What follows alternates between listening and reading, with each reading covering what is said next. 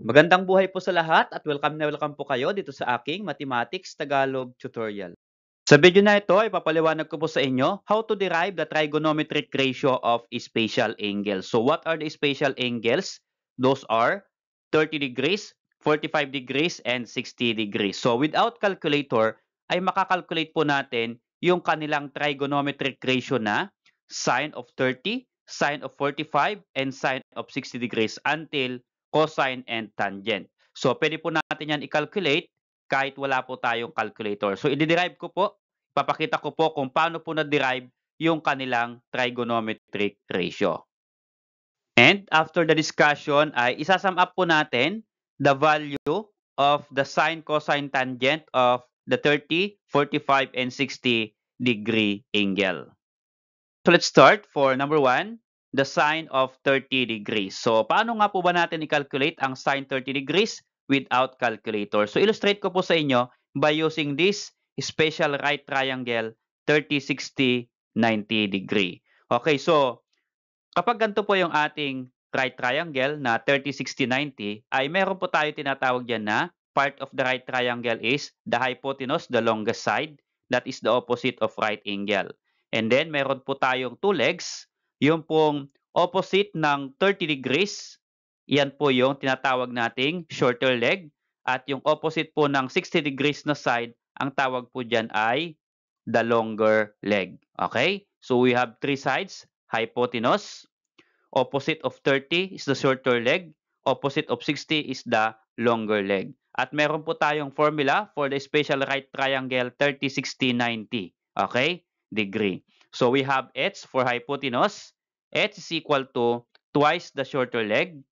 Longer leg is equal to shorter leg times square root of 3.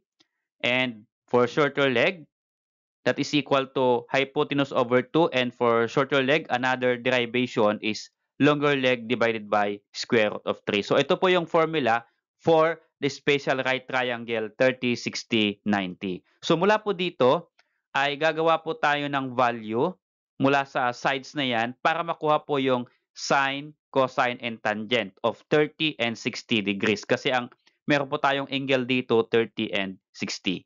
Okay. Let us say, ang basis po natin dito ay yung shorter leg. Okay, let us say yung shorter leg, lagyan po natin ng value na 1. Okay? If this is 1, then we can calculate the measurement of the hypotenuse. So, ang hypotenuse po ay twice the shorter leg. Okay? If the shorter leg is 1, then multiply it by 2. Okay? Lagay ko po dito. Shorter leg is 1. Then, 2 times 1, that is equal to 2. So the hypotenuse is equal to 2. Okay? How about the longer leg? So to get the longer leg is equal to shorter leg times square root of 3. Since the shorter leg is 1, so 1 times square root of 3 is square root of 3. So again, any number multiplied by 1 is equal to the number. Okay, so we have now shorter leg is 1, longer leg square root of 3, and the hypotenuse is equal to 2. So mula po dito ay makukuha po natin yung sine of 30 degrees. Okay, so for the sine of 30 degrees, para ma-remember po natin yung trigonometric ratio, the keyword is SOHCAHTOA. So sine is so, opposite over hypotenuse. Okay? So, opposite over hypotenuse. So, this is 30 degrees. What is the opposite of 30 degrees? 1. And what is the hypotenuse? 2. So, ibig sabihin, ang sine ng 30 degrees is 1 divided by 2. Okay? So, 1 over 2. Okay, so how about this number 2? For cosine of 30 degrees. So, the same po yung ating right triangle. So, ang kukunin po natin ay cosine 30. So, ang cosine po ay K. C-A-H. C stands for cosine. A-H stands for adjacent over hypotenuse. Okay, so cosine 30 degrees is equal to adjacent over hypotenuse. Okay, so substitute po natin yung ating given. For the cosine 30 degrees, what is the adjacent of 30? This is 30. The adjacent is square root of 3 divided by the hypotenuse of 30, or the hypotenuse of the right triangle is equal to 2. So it become square root of 3 over 2 ang cosine 30 degrees. Okay, for number 3, tangent of 30 degrees. Okay, the same. This is our angle, 30 degrees. So, tangent po yung ating kukunin. So, tangent is TOA. T stands for tangent. And then, OA stands for opposite over adjacent. So, tangent 30 degrees is equal to opposite over adjacent. So, what is the opposite of 30 degrees?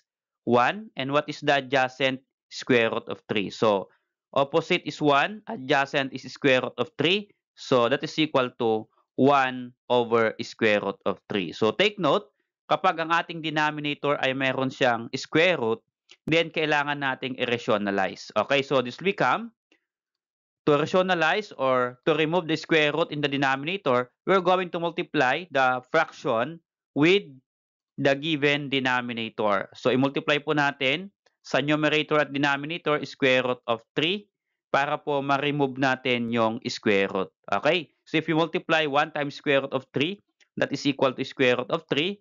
And then, if you multiply square root of 3 times square root of 3, so multiply 3 times 3, that is equal to 9, and square root of 9 is equal to 3. So, this will become divided by 3. So, the tangent of 30 degrees is square root of 3 over 3. Okay? For number 4, sine of 60 degrees. So, the same po yung ating right triangle. So, we have 60 degree angle here. So, for sine 60 degrees, that is equal to opposite over hypotenuse. So, what is opposite of 60 degrees? The opposite is this side. The measurement is square root of 3. So, this will become sine 60 square root of 3 divided by what is the hypotenuse of the triangle? The hypotenuse is 2. So, square root of 3 divided by 2. So, the sine of 60 degrees is square root of 3 over 2. Okay, for number 5, cosine of 60 degrees. So, we have this 60 degree angle. Cosine is ka, that is adjacent over hypotenuse. So, cosine 60 degrees is adjacent over hypotenuse. So, if this is 60, what is the adjacent of 60? The adjacent is equal to 1. Okay? So, cosine 60 is 1 divided by the hypotenuse of the right triangle is 2. That is equal to 1 half. So, cosine 60 is equal to 1 half.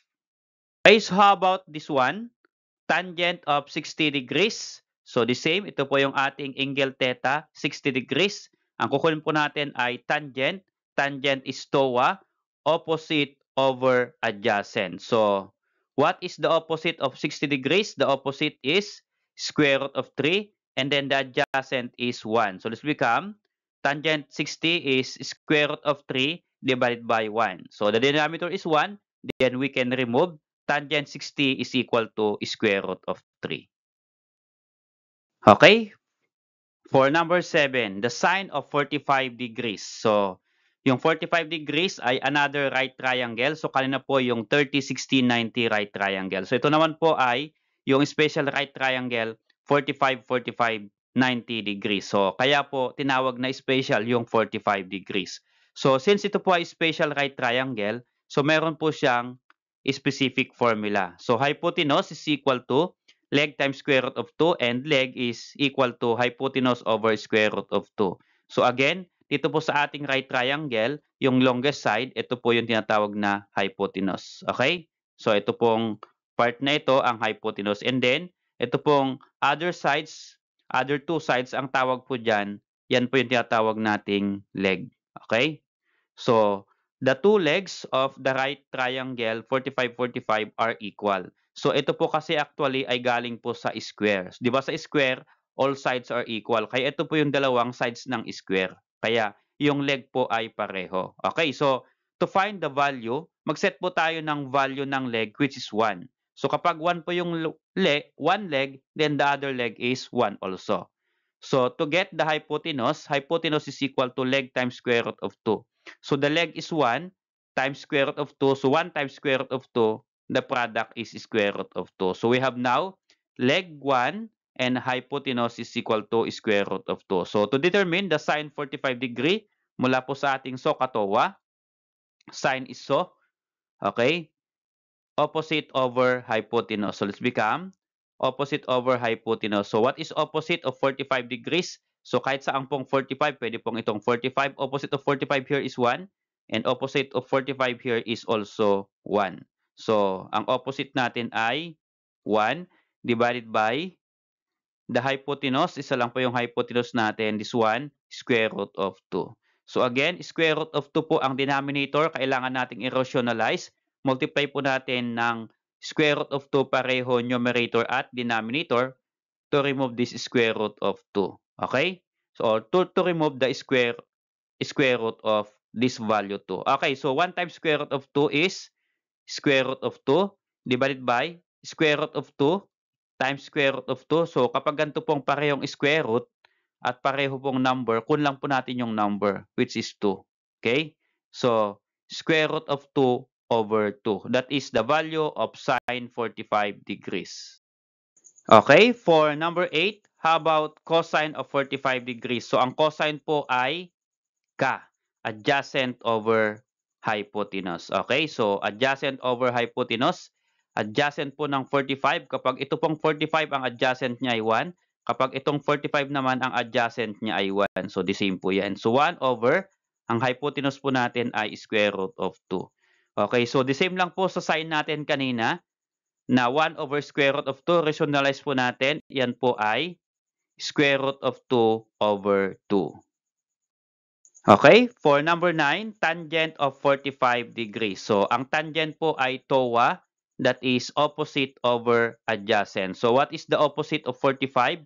Again, kapag itong 45, ang opposite po niya ay 1. Pag itong 45, still ang opposite po niya ay 1. So, 1 over, what is the adjacent of 45? Kapag ito yung 45, ang adjacent po niya ay 1. Kapag ito naman po yung 45, ang adjacent niya ay 1. So, divide by, the same po yung adjacent 1. And what is 1 divided by 1? That is equal to 1. So, the tangent of 45 degrees is equal to 1. So, to sum up the discussion, ito na po yung value of the trigonometric ratio of spatial angles 30, 45, and 60 degrees. So, for sine, 1/2. Sine of 30 is 1/2. Sine of 45 is square root of 2 over 2. And sine of 60 is square root of 3 over 2. So for cosine of 30 degrees, square root of 3 over 2. Cosine of 45, square root of 2 over 2. And cosine of 60 is 1/2. Tangent of 30 is square root of 3 over 3. Tangent of 45 is 1. And tangent of 60 is square root of 3. So meron po ba tayong magkakapareho na value dito sa ating table? So meron po. So meron po tayong 1/2 sine 30. Ang katumbas po niya ay cosine 60, 1/2 din. Okay? So we have here square root of 3 over 2. Meron pong square root of 3 over 2. Okay? So cosine ng 30 is square root of 3 over 2 at sine ng 60 is square root of 3 over 2. So pareho po sila ng value. So meron pa po ba? Ito po. Square root of 2 over 2.